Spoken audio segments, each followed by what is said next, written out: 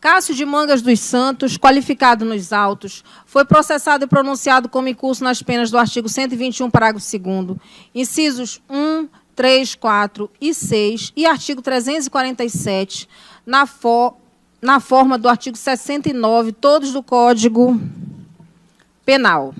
Submetido o réu a julgamento, nesta oportunidade, perante o Tribunal Popular do Júri desta comarca, o Conselho de Sentença reconheceu tanto a materialidade quanto a autoria delitiva dos crimes de homicídio e de fraude processual, bem como não absolveu o réu. Ao serem indagados sobre o réu ter agido sob violenta emoção logo após a injusta provocação da vítima, os jurados responderam negativamente. No que tange às qualificadoras do motivo torpe, meio cruel, do recurso que dificultou ou tornou impossível a defesa da vítima e do crime ter sido praticado contra a mulher por razões do sexo feminino, os senhores jurados reconheceram, na análise dos respectivos quesitos, o emprego de tais circunstâncias pelo acusado. Assim sendo, em face do que decidiu o egrégio Conselho de Sentença do Tribunal do Júri desta comarca, condeno Cássio de Mangas dos Santos, qualificado nos autos, nas penas do artigo 121, parágrafo 2º, incisos 1º, 3º, 4º e 6º, e artigo 347, na forma do artigo 69, todos do Código Penal. À vista disso, no uso das atribuições do meu cargo, passo a dosar-lhe a pena do crime de homicídio. No que se refere à culpabilidade, a conduta do réu merece maior censurabilidade, eis que, por ser a época dos fatos, policial militar deveria combater e evitar a prática de crimes, e sua ação desviante justifica a valoração em seu desfavor. O réu é primário, possuindo, portanto, bons antecedentes.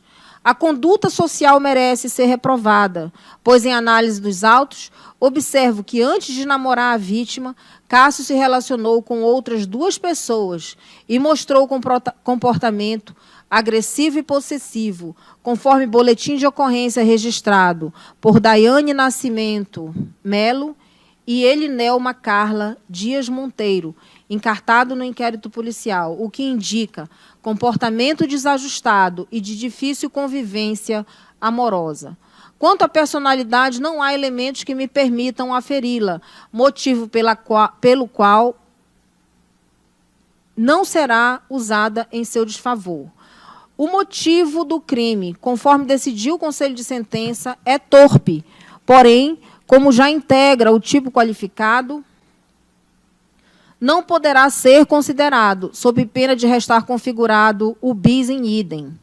No que tange às circunstâncias do crime, observo que ele foi praticado de forma premeditada e com frieza pelo acusado, pois aproveitou da relação de confiança que tinha com a família da vítima e entrou no imóvel para praticar o delito, sendo que as imagens das câmeras de segurança demonstram que, após a consumação, Cássio deixou a casa tranquilamente e ainda chegou a conversar com a avó da vítima. Ademais, vejo que antes do crime, Cássio procurou se certificar que a mãe da vítima não estaria no local. Inclusive, chegou a telefonar para ela com o intuito de afastá-la da cena do crime, o que indica premeditação. Assim, ao meu sentir, tais circunstâncias merecem ser valoradas negativamente. As consequências, embora extremamente gravosas, são normal para a espécie. Coloca um plural aí, ela. São normais para a espécie. Por fim, não há o que valorar com relação ao comportamento da vítima face ao entendimento jurisprudencial consolidado nesse sentido. Ante a referida análise, considerando a existência de 3 circunstâncias judiciais desfavoráveis, culpabilidade, conduta social e circunstâncias, fixo-lhe a pena base em 18 anos e 9 meses de reclusão. O réu confessou a autoria delitiva em plenário, fazendo jus à atenuante previsto no artigo 65, inciso 1º do Código Penal. Contudo, o crime foi cometido com meio cruel, com recurso que impossibilitou a defesa da ofendida e praticado contra a mulher por razões do sexo feminino.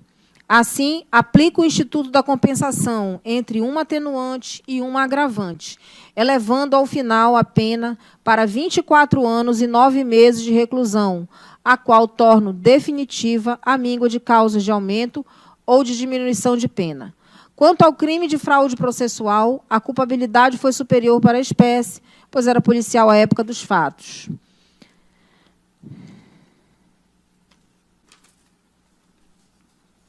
Voltando à leitura, pedindo desculpa pelo probleminha aqui na impressão. Quanto ao crime de fraude processual, a culpabilidade foi superior para a espécie, pois era policial militar à época dos fatos, sendo que sua função era combater crimes e não praticá-los. Os antecedentes e a personalidade não serão considerados. A conduta social merece ser reprovada, razão pela qual usarei os mesmos fundamentos expostos na dosimetria do crime anterior, pois trata-se de condição pessoal do acusado. O motivo do crime foi torpe, eis que o acusado teve a intenção de esconder o cometimento de um crime hediondo praticado por ele. Contudo, por ser agravante de pena, deixo para valorar na segunda fase da dosimetria. As circunstâncias e as consequências do crime não serão valoradas em seu desfavor, bem como o comportamento da vítima. A considerar que 2 circunstâncias judiciais foram reconhecidas como desfavoráveis, culpabilidade e conduta social, fixo a pena base em 8 meses e 6 dias de detenção e 98 dias multa.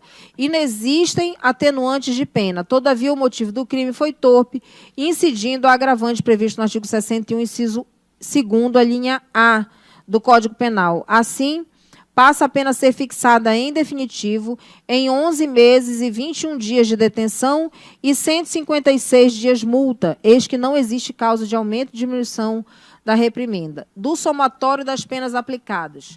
Nos termos do artigo 69 do Código Penal, somam as penas aplicadas, chegando-se ao montante de 24 anos e 9 meses de reclusão, bem como a 11 meses e 21 dias de detenção e 156 dias multa, devendo ser executada primeiramente a pena de reclusão e depois a de detenção. Com base no artigo 33, parágrafo 2º, a linha A do Código Penal, fixo para o réu o regime fechado para o início do cumprimento da pena. A pena de multa irrogada ao apenado, tá? Tá, aos...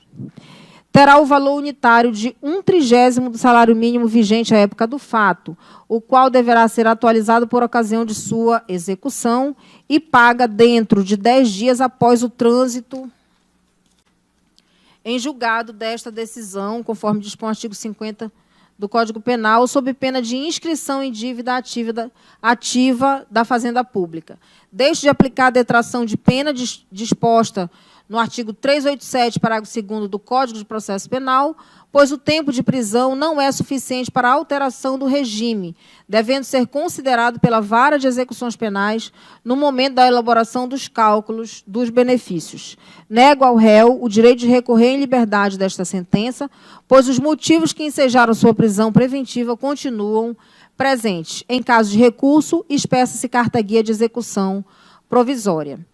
Em face da atual redação do artigo 387, inciso 4º do Código de Processo Penal, condeno e fixo como valor mínimo de indenização pelos danos morais e materiais experimentados pelos familiares da vítima o pagamento de R$ 13.500, a serem destinados em partes iguais aos pais da vítima, senhor Eudes Rosa Monteiro e senhora Aldineia Maria Braga de Miranda. Em relação ao valor mínimo encontrado, esclareço que equivale à indenização concedida pelo seguro DPVAT, em caso de morte, o que não impede posterior ação civil, a fim de alcançar a reparação integral dos danos.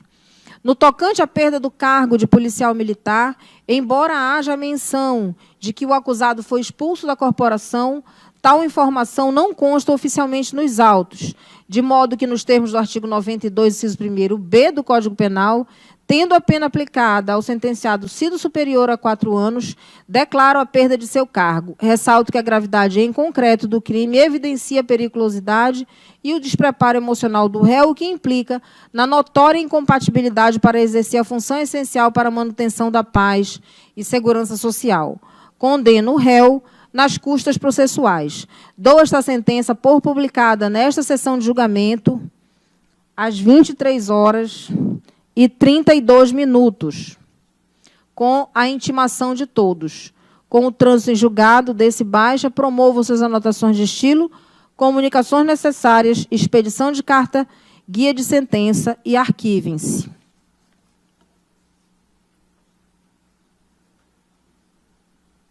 Algum requerimento a ser consignado na ata, doutores?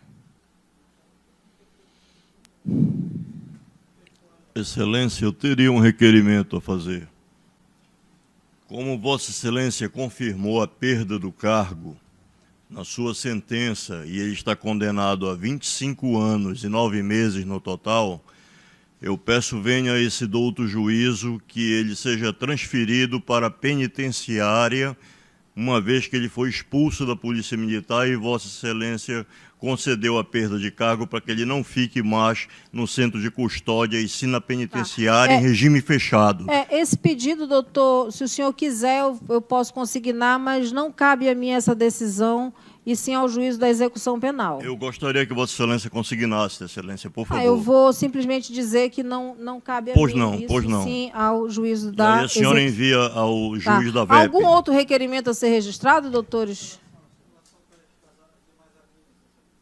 Todas as alíneas. Recebo o recurso, eis que tempestivo e preenchidos os demais requisitos, abra-se prazo para a juntada das razões recursais. Declaro encerrada esta sessão de julgamento. O senhor está pedindo para apresentar as razões na superior instância. Parágrafo 4º, né?